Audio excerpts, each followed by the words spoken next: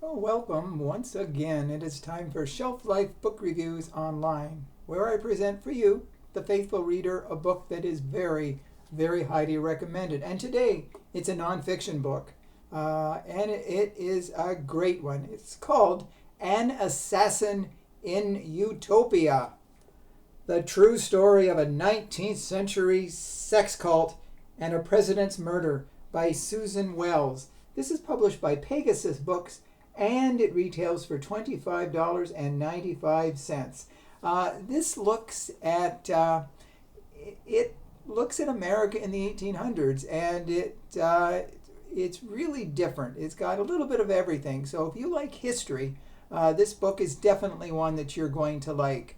It looks at the assassination of President James Garfield, and how does it relate to a sex cult? Well, the person who was the killer, Charles Guiteau, was a member of the Oneida community.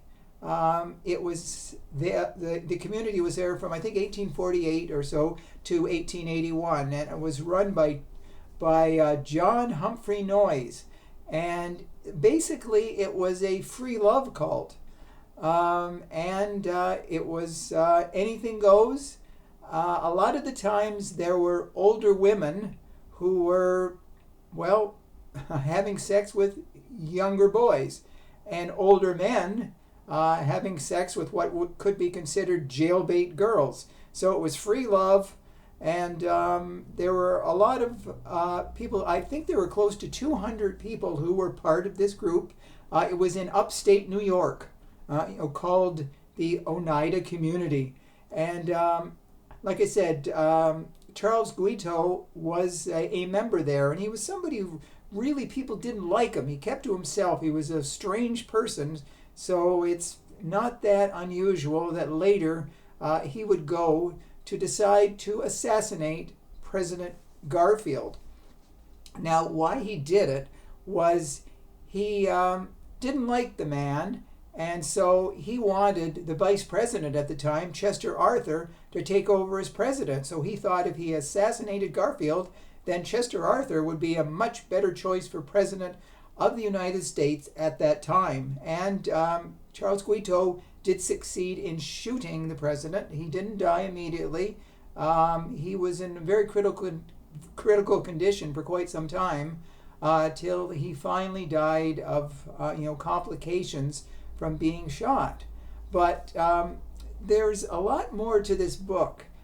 There are very close ties to a lot of people, such as P.T. Barnum is mentioned here, that he had property close to the Oneida community. And as we all know, P.T. Barnum was the ultimate huckster, that he brought people to his sideshows, and the Tom Thumb, the little man, the bearded woman, and he really was a showman. And the book also talks about Horace Greeley, who was a great newspaper man, and he took advantage of the exploitation of what was going on.